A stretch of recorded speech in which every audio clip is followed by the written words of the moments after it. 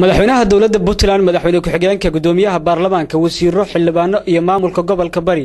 kan degmada Boosaaso bulshada qaybaheeda kala duwan ayaa ka qayb galay soo dhaweyn ballaaran oo loo sameeyay madaxweynaha dawladda federaalka ee Soomaaliya Xasan Sheekh Maxamuud oo galabta soo gaaray magaalada Boosaaso ee xarunta ganacsiga dawladda Puntland markii ay soo cagarigatay diyaaradii siday madaxweynaha dawladda Soomaaliya Xasan Sheekh Maxamuud garoonka diyaaradaha ee Bandar Qaasim Boosaaso ayaa waxa uu salaan sharaf ka qaatay cutubyo ka tirsan ciidamada Bamboyda oo goobta ku sugnaa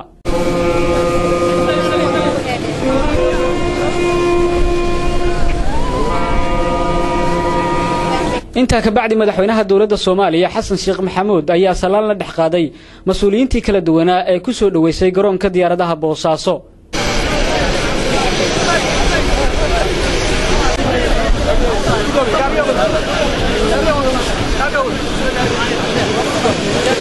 madaxweynaha dawladda Puntland Dr. Cabdiweli Maxamed Cali Gaas oo qolka marti sharafta kula hadlayay saxaafadda ayaa sheegay in ay farxad weyn u tahay inay soo dhaweeyaan madaxweynaha dawladda Soomaaliya Xasan Sheekh Maxamuud sharaf weyn bay noo tahay maanta inaan hadda kolkan ku soo dhaweyno madaxweynaha dawladda federaalka Soomaaliyeed Madaxweyne Xasan Sheekh Maxamuud iyo wafdi qows oo hogaaminayo oo nooga yimid magaalada Muqdisho madaxweynaha waa soo dhaweynaynaa aad baan u faraxsanahay dadka reer Puntland iyo shacabka reer Boosaaso intaba madaxweynaha ku dhaweeyaan dadka shacabkaaga waa u timid inaad soo booqato u timaado aad bay u faraxsan yihiin runtii أنا شرف وين بين لوتها كحكومة كدولة العامة. مدحوينه بوغشات من اللوية طبعا مناسبة ده ومهم كوحوية وفرتان كربور كبوساسو دي بريتو لكن طبعا مدحوينه بيجي بعده حبضان وكله ونحري ذا نبضة يجد سوق تناول الصوماليين اللي هو مركز يو مستقبل الصومالي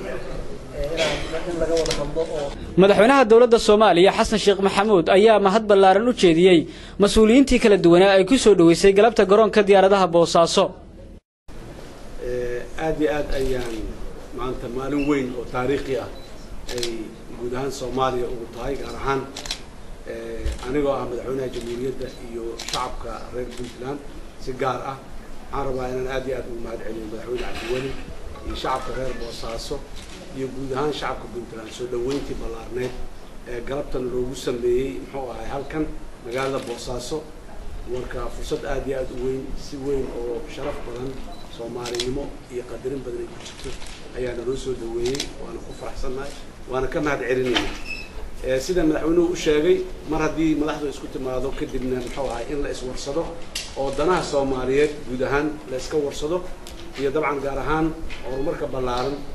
ka socda Puntland in warbixinteeda nala siiyo annaguna aan muxuu ahay taladeena iyo ra'yigeena aan ku beerino sidii horumarkaasi u sii ballaaran lahaa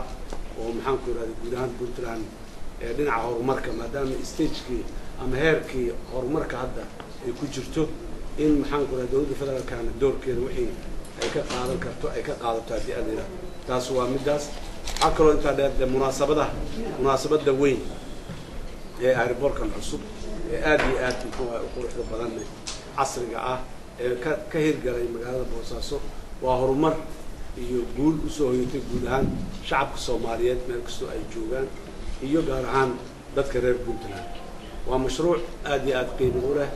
oo muddo dheer soo socotana macno badan ku soo kordhin doono horumarka Puntland haddii aan la yiraahdo khaasatan magaaladan magaalo ganacsi ah xeebta ah maxaan ku raadayay aad caamka oo ah dhinaca ganacsiga hadday tahay dhoofinta waxyaabaha Soomaaliya laga dhoofiyo xooluhu ugu horeeyaan iyo waxyaabaha kale iyo hadday tahay soo dejinta badeecado badan oo dalka Soomaaliya qaybihiisa kala duwan iyo dariska intaba gaara marka taas bay sii xoojinaysaa infrastructure-ka ka jiray magaaladan waa horumar waxa sidoo kale aan u nimiday ayaduna inaan la wadaagno farxadda dadka reer Puntland iyo dawladda Puntland intaba waxa xusuud mudnayd in iyaguna ay maanta soo gaareen Boosaaso safiirada dalka China iyo dalka Talyaaniga kuwaas oo ka qayb galaya munaasabadaha ballaaran ee maalinta Bariita ka dhici doona magaalada Boosaaso waa markii ugu horeysay tan iyo markii xilka loo doortay madaxweynaha dawladda Soomaaliya uu soo gaaro magaalada Boosaaso ee xarunta ganacsiga dawladda Puntland waxaana uu ka mid yahay wafuud dhowr ah oo ku sugan Boosaaso Cabdiqani Axmed Maxamed Cabdiqani Boos telefishinka caalamiga ee Somali Cable Boosaaso munaasabada weyn airportkan cusub aad iyo aad muxuu ahay u quruxda badan casriga ah ka hirgalay magaalada Boosaaso waa horumar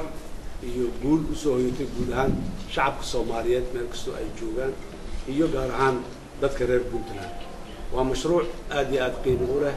oo muddo dheer soo socotana muxuu ahay macno badan ku soo kordhin doono horumarka Puntland haddii aan la yiraahdo khaasatan magaaladan magaalo ganacsi ah xeebta ah maxaan ku raadayay aad caamka ugu ah dhinaca ganacsiga hadday tahay dhoofinta waxyaabaha Soomaaliya laga dhoofiyo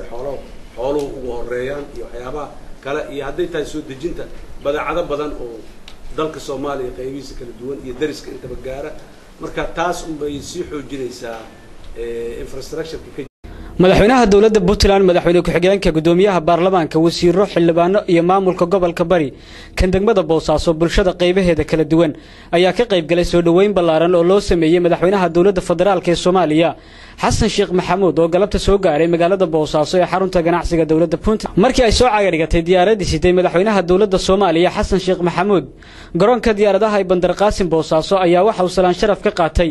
cutubyo ka tirsan ciidamada Bamboyda oo goobta ku sugnaa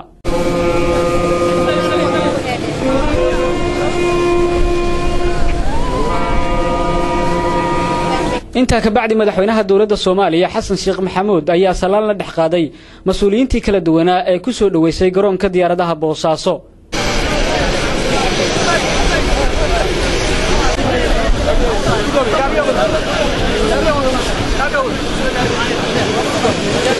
madaxweynaha dawladda Puntland Dr. Cabdiweli Maxamed Cali Gaas oo qolka marti sharafta kula hadlayay saxaafadda ayaa sheegay in ay farxad weyn u tahay inay soo dhaweeyaan madaxweynaha dawladda Soomaaliya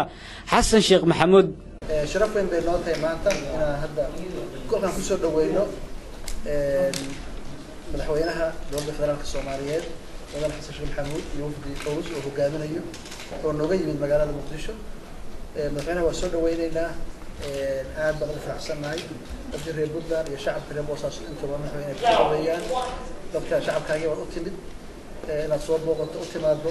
aad bay u faraxsan yihiin runtii أنا شرف وين بين لوتها كحكومة أنا كدولة العام مدحوينه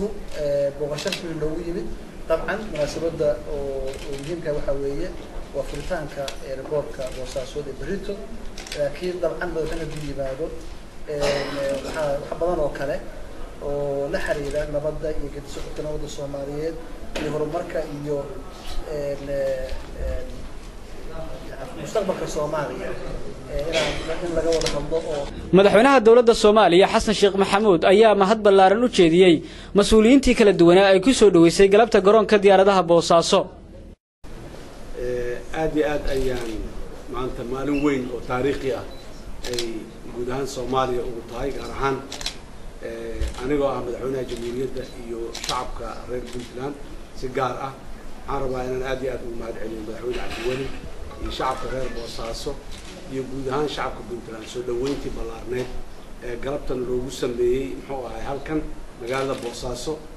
warka fursad aad iyo aad u weyn si weyn oo sharaf badan Soomaalinimo iyo qadarin badan ay ku jirto ayaana loo soo dhaweeyay waana ku faraxsanahay waana ka mahad celinaynaa sida madaxweynuhu u sheegay mar haddii madaxdu isku timaado kadibna muxuu ahay in la iswarsado oo danaha Soomaaliyeed guud ahaan la iska warsado iyo dabcan gaar ahaan horumarka ballaaran ka socda Puntland in warbixinteeda nala siiyo annaguna aan muxuu ahay taladeena iyo ra'yigeena aan ku beerino sidii horumarkaasi u sii ballaaran lahaa oo maxaan ku yiraahdaa guud ahaan Puntland dhinaca horumarka maadaama stagekii ama heerkii horumarka hadda ay ku jirto in maxaan ku yiraahdaa dawladda federaalka doorkeeda wixii ay ka qaadan karto ay ka qaadato hadii aan taas waa midaas waxa kale oo inta dheer munaasabadaha